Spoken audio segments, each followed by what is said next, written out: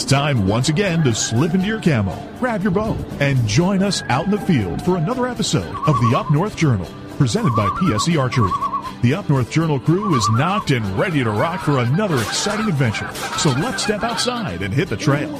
This episode is brought to you by PSE Archery, Black Eagle Arrows, Cabela's, Antler Action, Spot Shooter Archery, Tom's Custom Turkey Calls, Family Traditions Tree Stands, and Badass Slingshots. I shoot PSE because I like one pin to 40 yards. I shoot PSE for the perfect combination of feel and performance. I shoot PSE because you can shoot lighter poundage and increase arrow speed. I shoot PSE for the fastest bows on the planet. I shoot PSE because my livelihood depends on my bow. I shoot PSE because better engineering makes a better bow. I shoot PSE. I shoot PSE. I shoot PSE. I shoot PSE. Experience PSE. Experience performance. We know the future of hunting depends on our nation's youth. But did you know that in many states, it's illegal for you to take your son or daughter hunting until the age of 12 or even older? As a result, we have fewer young hunters, and the Families Afield program is designed to eliminate those barriers. Hunting is safe, and the safest hunters afield are young people with adult mentors. Visit our website at familiesafield.org to find out how you can bring more families afield.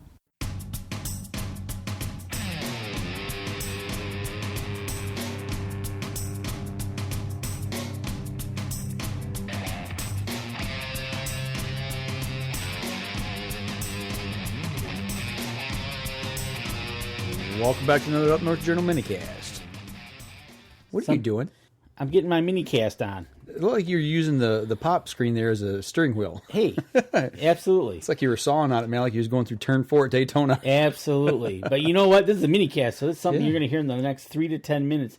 And trust me, as I say it, you're not going to hear anything on our main cast, but you're going to hear it about this in our Minicast. And I have no idea what this Minicast is about, because Mike wouldn't tell me. No, I'm just going to throw this question at you. So here it comes. All right. You shot said deer. Okay. You've field dressed said deer.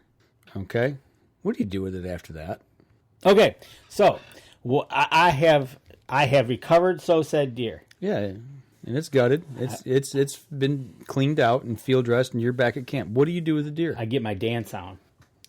Celebrate. Oh, no. What we do then. Man. Keep going. Threw you for a loop, didn't I? Yeah. But you know what? Okay, depending on who's all in camp, this can be a great time. And I think this happens up at your camp. Maybe it doesn't.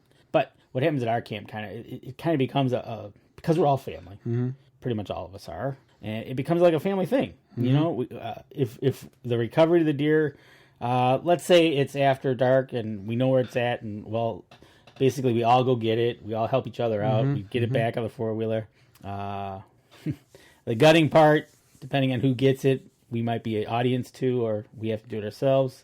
It's always fun when we can just give direction. Yeah, you got a newbie. That's always great. But then if we get it back to camp, we take it down to we used to have a buck pole right by the cabin. Buck pole, hang them up there in the pines where it was shaded, so it was in the direct sun.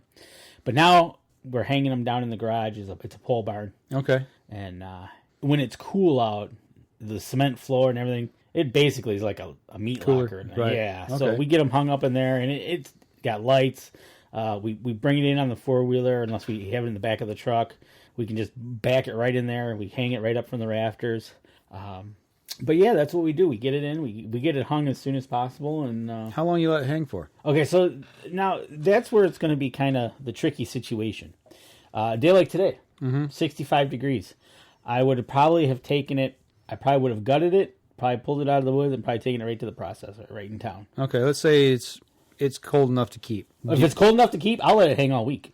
You let it hang for a week? I've let it hang for 4 or 5 days. Okay. If it's cold like it is now, and if it gets colder and it freezes, yeah, letting them hang. I've talked to the meat guy here, right in south of town here. Yep, Richardson's. Yep. Yep. And I asked him, and he's had no problem because if it freezes on him, he's got to let it thaw out anyways. Right.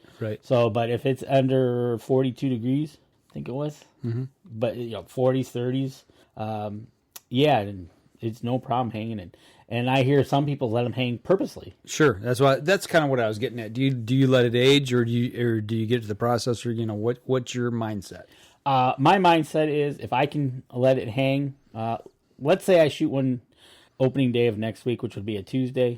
I'm not coming home till Saturday, and if it's going to be cool and I can let that hang, I have no problems doing that. If it's going to bump up into the 50s, 60s, 70s, I'll probably take it to the processor, and hopefully I'll have it done by the time I leave. Okay, gotcha. All right. We play that game of, is it getting too warm? I've had that happen too. I've shot bucks on opening day, and I do the same. Get them right to the processor. Yeah, it's one of those things. I've had one deer go bad on me, but it was more so because of the shot placement and just the spoilage of meat probably led to that, and it wasn't good. So, but no, that's kind of, I hear a lot of guys say let them hang as long as they can. I've known guys they'll quarter them up, that so they fit in there, because they'll have like a refrigerator out in their garage or something. Right. And they'll quarter them up and just stick them in there, and okay, I'll do a quarter today, and then the next day, it's right. That's how I do mine. Same thing with you. Depending on weather, obviously. But generally, I'll let them hang 3 or 4 days ish. Get them home. Now, you had asked, you hang them from the head up. Mm-hmm. Do you know what the theory is by flipping them, except for just drainage? I think it's just drainage. I don't know. I'm assuming that's what it is. Is getting the blood out of the meat. Letting them hang, letting that blood, gravity take control and pull it through, pull it out. That's the only thing I can really think. Per se, but at our camp we string them up by the antler. We wrap a chain around the antlers, pull the hooves up around behind their antlers, and then we got a big hook, like a meat hook. You'd see it in a slaughterhouse. Yep, we got those, and then that's on a pole, and you pull that through the chain, and that's the way we hang them. So, cool. Yep, but I like to let them hang a little bit if I can. And if I get time, I'll take all my gear up and actually butcher them at camp if I'm there long enough. Oh yeah, okay, yeah. And take and debone them, and if not, I've got that big new Cabela's Alaskan Series cooler, and it'll hold a complete deer. Right, you brought home a deer in that. Yeah, last year the doe that I shot, it went into the cooler, and throw some ice in there, and that thing stayed on ice all the way home with no problem, and actually through the next day, and the ice was still solid when I opened it up. Man, you can't beat that, man.